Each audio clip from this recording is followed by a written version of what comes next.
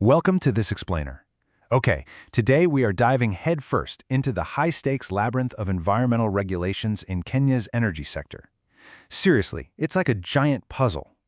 If you're an environmental impact assessment expert, or honestly just fascinated by how a country balances rapid, heavy energy development with ecological survival, you are absolutely in the right place. We're going to look at how these experts act as strategic stewards, holding the line for a sustainable future. Here's our game plan for today.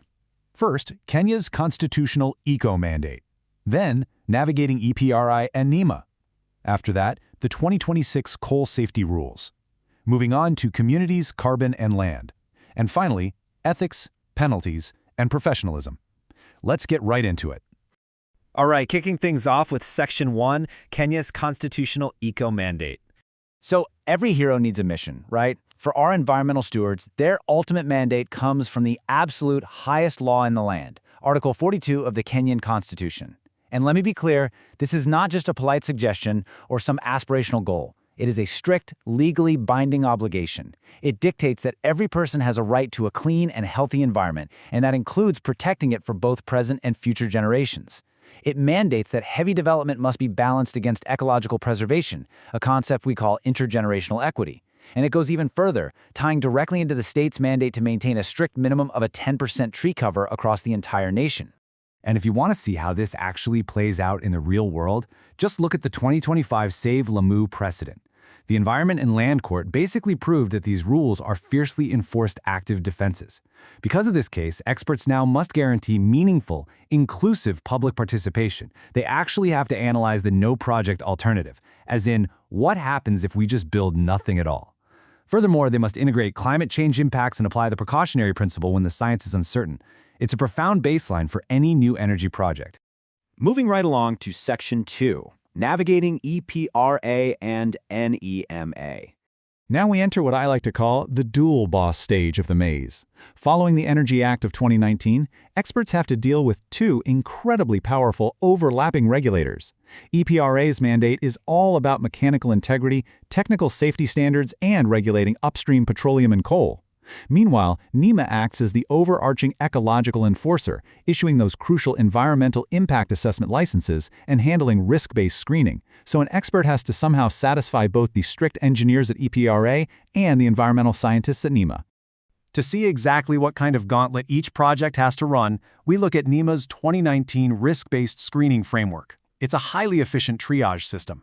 For example, a massive geothermal or nuclear plant? That's high risk, requiring a full, exhaustive environmental and social impact assessment study.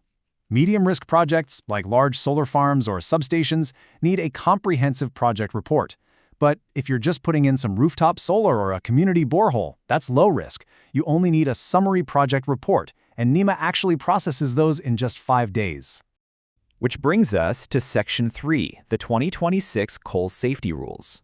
Things get really intense when we look at the heavy industry challenge. The 2026 regulations introduce an absolutely transformative hurdle called the safety case. An operator absolutely must submit this highly rigorous document to EPR a full 3 months before breaking any ground or starting operations. You have to identify every single potential facility hazard, prove you have effective risk reduction controls in place, and compile the whole shebang into a comprehensive safety case. And getting someone to write this, it takes serious credentials. You need degrees in engineering or geology, NEMA lead expert status, and 5 solid years of risk assessment experience. But it's not just about paperwork. We're talking about exact physical anchors in the real world.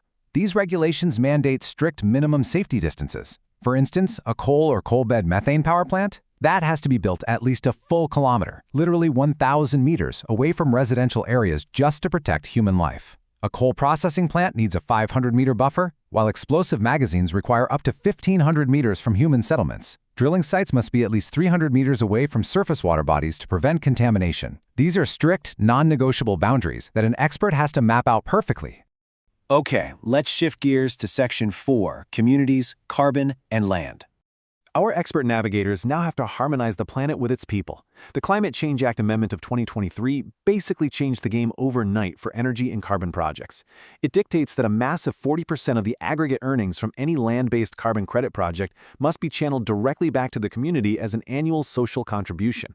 That leaves 60% for the project developers and operations. And listen, this isn't charity, it's a strict statutory requirement managed through a mandatory community development agreement. It guarantees that the local population actually directly benefits from the green transition happening on their own soil. And getting that green light from the community, it's an intense process. Securing free, prior and informed consent, or FPIC, is very hands-on. An expert absolutely cannot just draw up development plans from a comfy office in Nairobi. When dealing with land governed by the Community Land Act, they have to go out and engage the officially elected Community Land Management Committee. Then, they must facilitate a full consultative assembly of all adult members of that community. Actually alienating community land for a project requires a 2/3 majority vote from registered members before any investment happens.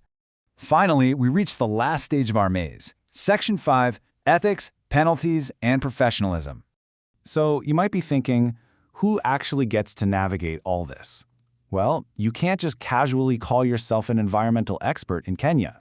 NEMA strictly licenses these professionals. An associate expert needs a degree or master's in environmental management plus a 1-year mentorship under a lead expert. To become a lead expert yourself, you need up to 8 years of experience as an associate. And here's the kicker. They must subscribe to a very strict code of practice and professional ethics. If an expert bows to corporate pressure and tries to downplay a project's environmental impacts, NEMA has the authority to suspend or completely deregister them. No second chances. Now, with all these overlapping laws, the EPRA technical standards, the rigid NEMA safety distances, the community land agreements, you really have to ask, what is the actual punishment for cutting corners? What happens if a developer decides these rules are just too burdensome to follow? Ready for this? 20 million Kenyan shillings. That jaw-dropping number is the exact fine for simply flaring or venting without a permit under the new 2026 Environmental Health and Safety Regulations for coal. That single number is proof that environmental compliance is no longer just some simple box-ticking exercise. Ignoring it is a massive financial liability. And the uncompromising stakes of this game are literally everywhere you look. Just applying for that EPRA safety case we talked about? 10 million shillings. Renewing it? Another 5 million. Illegal sale of coal or coal bed methane carries a minimum 10 million shilling fine or 2 years in prison. And the standard NEMA EIA licenses cost 0.1% of the total project cost. Throw in the mandatory environmental liability policies required to cover potential damages to land and water, and you start to see why having a highly qualified, totally ethical expert is absolutely vital. So, we've successfully navigated the constitutional mandates, the dual regulators, the community carbon shares, and some seriously staggering penalties. The environmental expert in Kenya today is essentially part scientist, part legal navigator, and part community diplomat. I want to leave you with this final thought to ponder. As these experts hold the line for our sustainable future, will this intense, uncompromising maze of regulations ultimately accelerate a brilliant, clean energy transition for Kenya? Or will it risk strangling vital development in red tape? It is a delicate balance, and the stakes honestly couldn't be higher. Thank you so much for exploring the maze with me today.